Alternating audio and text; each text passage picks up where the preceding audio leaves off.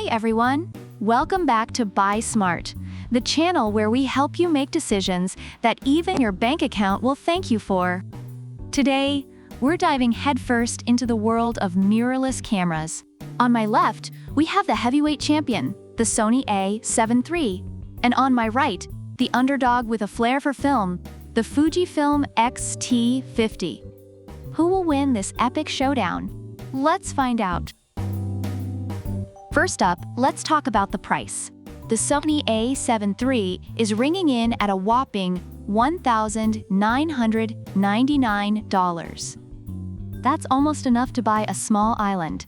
Meanwhile, the Fujifilm X-T50 is a tad lighter on the wallet at $1,799.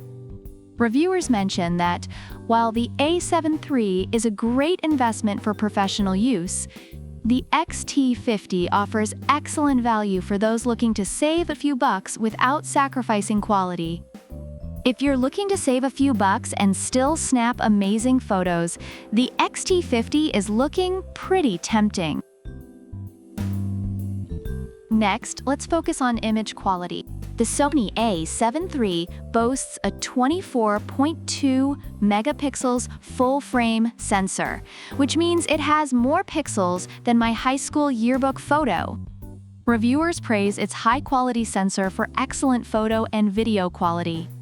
On the flip side, the Fujifilm X-T50 comes in hot with a 40.2 megapixel X-Trans CMOS 5HR sensor, and many reviewers love its film simulation dial. However, some users noted issues with manual focus mode, which could affect the overall image quality. While the A7 III excels in dynamic range, the X-T50 offers a unique retro aesthetic that appeals to many. Now let's talk autofocus. The Sony A7 III has a staggering 693 phase detection points, making it a top choice for action shots. Reviewers note its speed and accuracy, especially in low light conditions. Meanwhile, the Fujifilm X-T50 has a respectable autofocus system, but some users feel it doesn't quite match the A7 III's capabilities.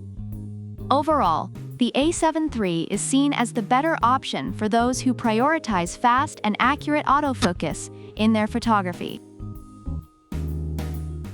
Lights, camera, action. The Sony A7 III can shoot up to 10 FPS, making it great for capturing fast-moving subjects. Reviewers rave about its video quality and battery performance. But the X-T50? With support for 6.2K 30p and 4K 60p, many users are impressed with its video capabilities, although some have raised concerns about its overall build quality. If you want to film ultra-high-definition videos, the X-T50 offers some serious chops.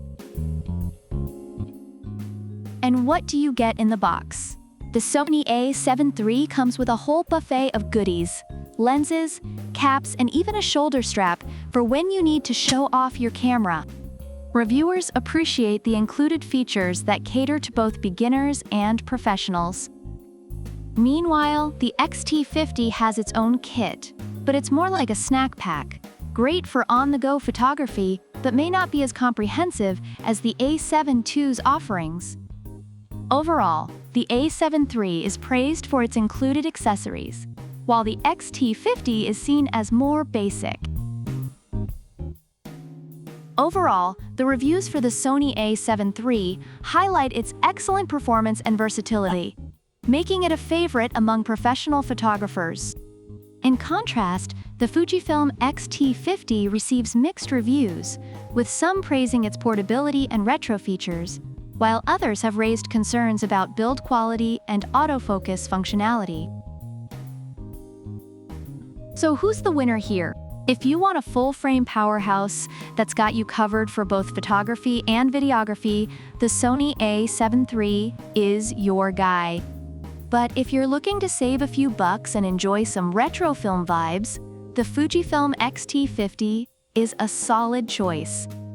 At the end of the day, it's all about what fits your style and needs.